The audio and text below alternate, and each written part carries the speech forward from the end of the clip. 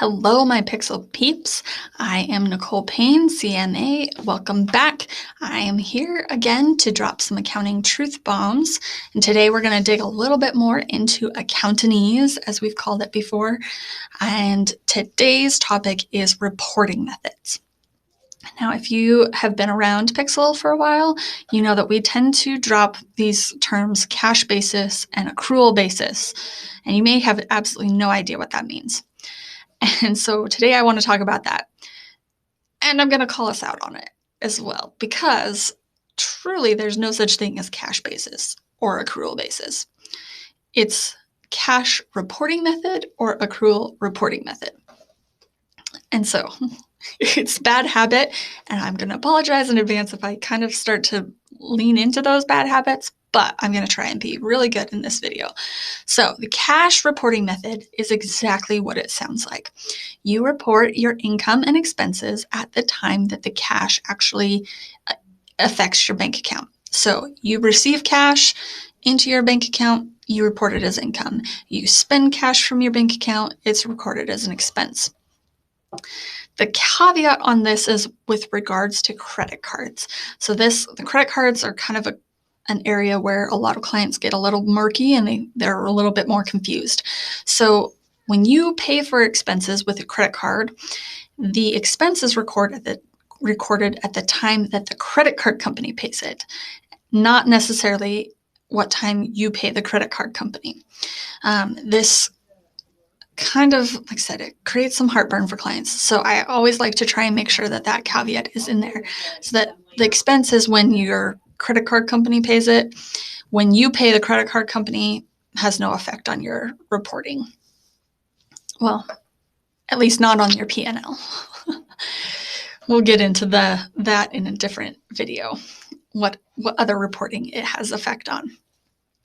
Now, the accrual reporting method is a little bit more complicated. So the most basic definition I can share with you is that accrual reporting method matches income and expenses with the period in which they are incurred or earned.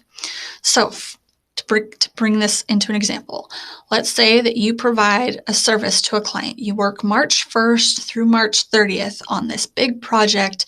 You've been doing this great service for the client, and on March 31st, you bill them and say, hey, this is the work that I've done. This is how much money you owe me for the work and for my time.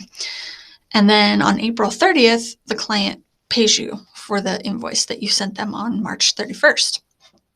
Well, under a cash method, you wouldn't show any income until April 30th, but you really earned all of that income in March. So under accrual method, you would actually show the income on March 31st when you sent out the bill, because you've earned the money.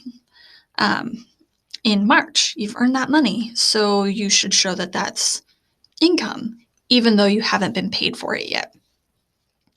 Same thing is true on the reverse with expenses. So say you have payroll and you pay your employees on the 1st and the 15th. Well, March 15th through March 31st, your employees are working and they're earning wages. You have to pay them those wages because they've earned it, but you won't pay them those wages until April 1st. So cash basis, when you pay them on April 1st, cash basis is when they would show those expenses. But really, those expenses are March expenses because that's when the employees were doing the work. So under accrual method, you would record the income, or you would record the payroll as of March 31st as an accrued expense. I know that's probably a lot to handle.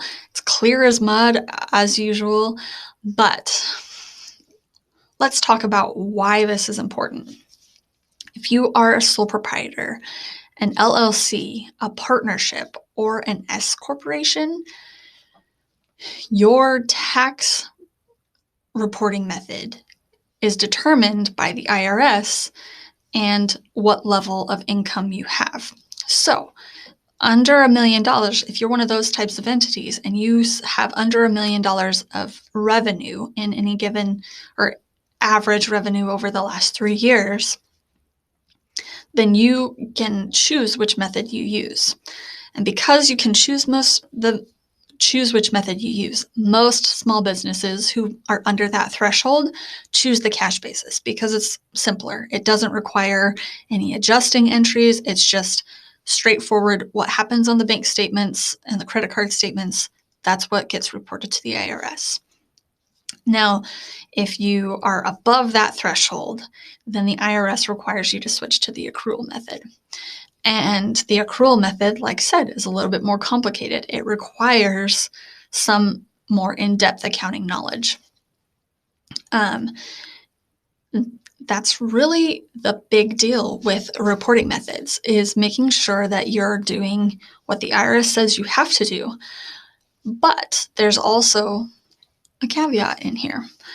For decision-making purposes, it's always better to use accrual method because you want to make decisions based on how your income affects your expenses.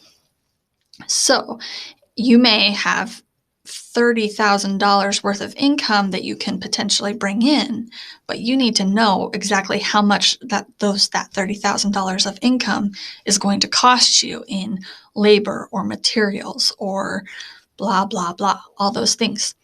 So that's why reporting method does make a difference and why it's good to keep both sets. Now, if you're using accounting software like QuickBooks maintains both reporting methods in the same system. And so you can change back and forth between the types of reporting methods.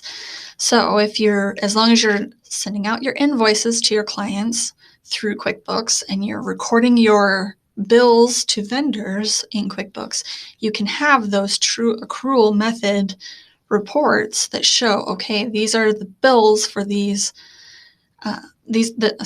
is the income for this period, and these are the expenses for this period, and we go forward.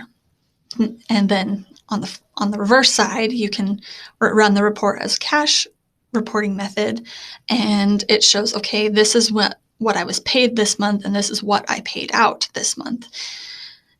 It's really interesting, something that as the certified management accountant for our office, I love looking at those comparison reports, and I like seeing the differences between the two. You might not find it all that interesting, and that's okay because you are great at what you do, and I love what I do. Anyway, if you have any questions, comments, concerns, if you want more information about these differences in the reporting methods, or if you want more examples, or if you're like, oh, I didn't even think about this, what would I do in this situation?